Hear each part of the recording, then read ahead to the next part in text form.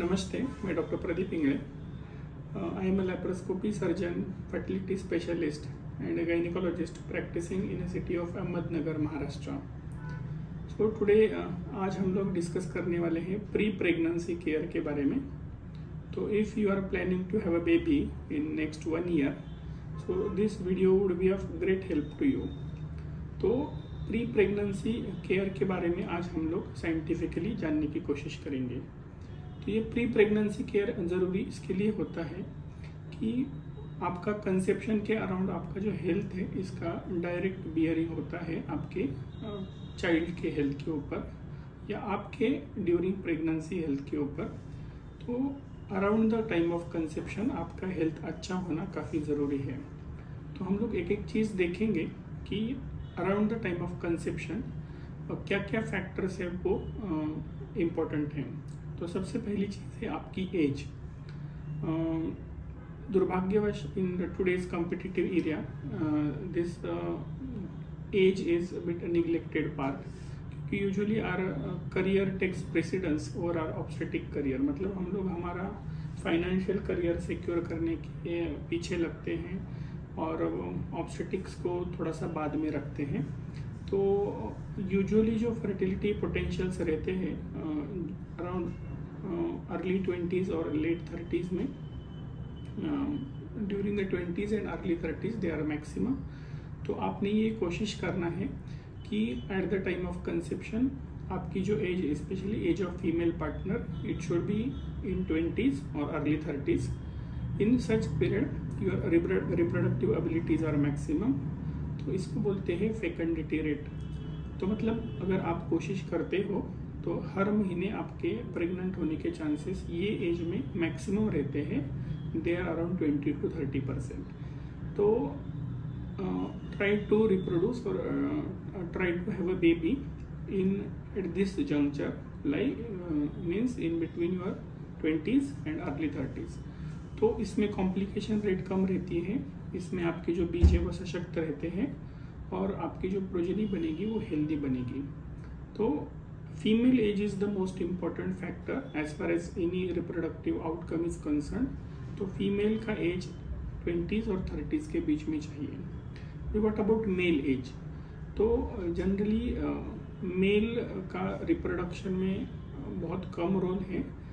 इसके लिए mail as का बहुत सिग्निफिकेंट इम्पैक्ट नहीं है. फिर भी ऐसे पाया गया है कि male reproductive abilities they usually start to decrease after the age of 35 and after the age of 50 they significantly reduce. Plus after the age of 50 कुछ ऑटोसोमल डोमिनेंट कंडीशंस रहते हैं, स्पेशली बोन हेल्थ के around.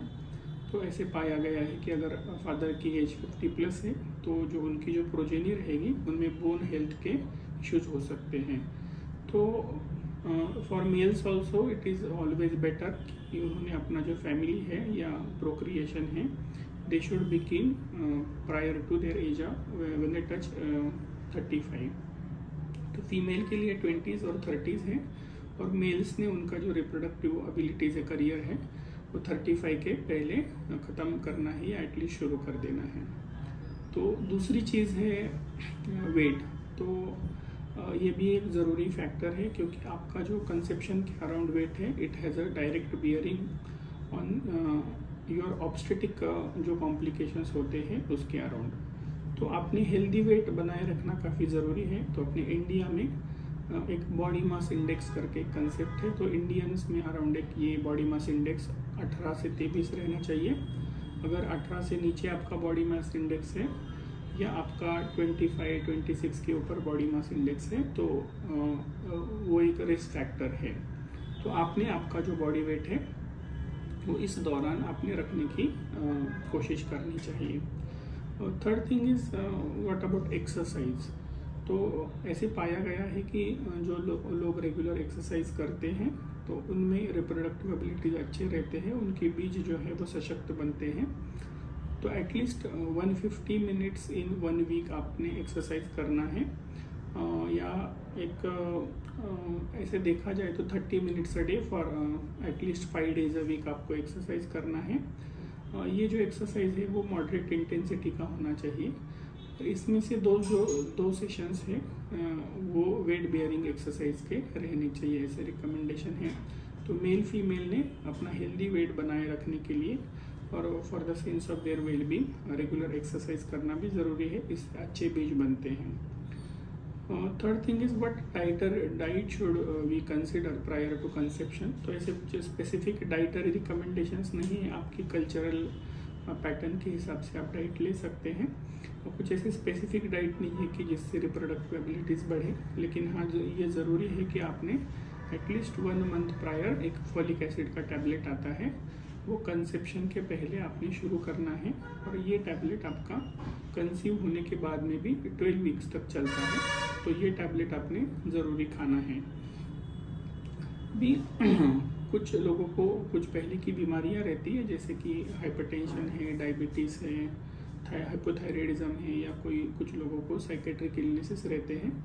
तो ये जो सारी चीज़ें हैं इसका आपके बेबी के हेल्थ के ऊपर असर होता है। तो जब भी आप कंसेप्शन के लिए ट्राई कर रहे हो तो देखिए कि ये जो बीमारियां हैं वो कंट्रोल में हो। इसके जो मेडिसिन है वो प्रेगनेंसी के दौरान जो सुरक्षित मेडिसिन है वो लिए जाएं। और ये जो डिसीजेस है उनका जो कट ऑफ है या कंट्रोल है वो अच्छी तरह से अचीव होना चाहिए। बाकी के अगर आपको कुछ मेडिसिन चालू है दूसरी बीमारियों के, तो आपके डॉक्टर की सलाह से आपने कुछ मेडिसिन स्विच करने हैं, क्योंकि ये जो सारे मेडिसिन रहते हैं ये पेरी कंसेप्शनली या प्रेगनेंसी के दौरान कुछ मेडिसिन जो रहते हैं वो सुरक्षित नहीं रहते हैं। कुछ अभी within this modern era कुछ एडिक्शंस आर कॉमन। तो कुछ लोगों को लत रहती है, सिगरेट है या अल्कोहल है या कैफीन है। तो ऐसी कंडीशन में इट इज़ जनरली रिकमेंडेड कि आप जो है इनका इनटेक है वो कट ऑफ करें या बंद कर दें, क्योंकि इसका आपके बीजों के ऊपर काफ़ी बुरा प्रभाव पड़ता है। स्पेशली स्मोकिंग जो है, ऐसे लोगों में जो ज़्यादा स्मोक करते हैं एग क्वालिटीज़ इन्फीरियर पाए जाते हैं और स्पर्म पैरामीटर्स भी इन्फीरियर पाए जाते हैं, और इससे प्रेगनेंसी रहने में भी दिक्कत हो सकती है। तो इट इज़ ऑलवेज बेटर कि आप ये अल्कोहल और स्मोकिंग अगर आप करते हो तो ये बंद कर दें। Excess amount of caffeine is also said to be dangerous. तो अगर आप कॉफ़ी ज़्यादा लेते हो तो you should curtail it and you should probably जितना आप कम से कम ये एडिक्शंस करेंगे उतना अच्छा रहेगा। अभी कुछ इम्यूनाइजेशंस है, अगर आप प्रेगनेंसी प्लान कर रहे हैं तो ये ज़रूरी है कि जनरली अपना पीडियाट्रिक एज ग्रुप में ही वैक्सीनेशन कंप्लीट होता है, लेकिन कुछ बीमारियां ऐसी रहती है वो ट्रांसमिट होती है मदर से चाइल्ड के पास। तो कुछ बीमारियां हैं जिनको हम रोक सकते हैं। इसमें इम्पोर्टेंट बीमारी है कि आपने मीजल्स, मम्स और रुबेला करके एक टीका आता है, वो अगर आपको नहीं लगा है तो आपने ये टीका लगवाना है। और ये जो टीका जब आपको लगेगा उसके 1 महीने के बाद में आप प्रेगनेंसी के लिए प्लान कर सकते हो। तो अगर आपको ये टीका नहीं लगा है तो kindly take it. Now in today's era Covid भी है और कोविड का भी वैक्सीन अवेलेबल है। तो अगर आप कोविड वैक्सीन अगर आपने नहीं लिया है तो आपने वैक्सीन लेना है, और कोविड वैक्सीन लेने के बाद में प्रेगनेंसी पोस्टपोन करने की ज़रूरत नहीं है। और Covid vaccine around the time of conception पूरी तरह से सुरक्षित है। तो ये सारी चीज़ें थी। हम लोगों ने देखा कि अगर जैसे बोलते हैं कि अगर बीज आपके सक्षम रहेंगे, सशक्त रहेंगे, अच्छे रहेंगे तो आगे आने वाली जो प्रोजिनी है वो भी सशक्त बनेगी, और आपके बीज तभी सशक्त बनेंगे जब आप खुद सशक्त होंगे। तो ये कुछ चीज़ें हैं, ये काफ़ी इम्पोर्टेंट है, महत्वपूर्ण है, क्योंकि इसका डायरेक्ट बियरिंग है आपकी जो प्रोजेनी बनेगी उसके ऊपर। तो इन शॉर्ट आपकी एज जो है वो आपको चाहिए फीमेल के लिए 20s या 30s में, अर्ली 30s में, मेल के लिए लेस देन 35। आपने रेगुलर एक्सरसाइज करना है। अगर आपका जो बॉडी वेट है वो हेल्दी होना चाहिए, BMI 18 से 23 के बीच में होना चाहिए। अगर आपको कुछ एडिक्शंस है तो वो पूरी तरह से आपको रोक देने हैं। आप फॉलिक एसिड का टैबलेट खाना है, वो एटलीस्ट आपको 1 महीना प्रायर शुरू करना है प्रेगनेंसी के पहले, और ये चलेगा 12 वीक्स तक। आप आपका अगर इम्यूनाइजेशन नहीं हुआ है तो आपने इम्यूनाइज करना है खुद को। मीजल मम्स रूबेला की वैक्सीन आती है या कोविड वैक्सीन है, अगर वो आपने नहीं ली है तो आपने वो ले लेनी है। और अगर आपको कुछ पहली बड़ी बीमारियां हैं तो उनको कंट्रोल करना है। अगर कुछ आपको पहली दवाइयां चालू है तो वो सुरक्षित है या नहीं, आपके डॉक्टर की सलाह से जो दवाइयाँ प्रेगनेंसी के दौरान सुरक्षित है उस पर स्विच होना है। तो ये था अबाउट प्री कंसेप्शन केयर। तो hope this video would help you, और सशक्त रहें और सशक्त बने, और जैसे आप सशक्त रहेंगे तो अगली पीढ़ी भी सशक्त रहेगी। Thank you very much.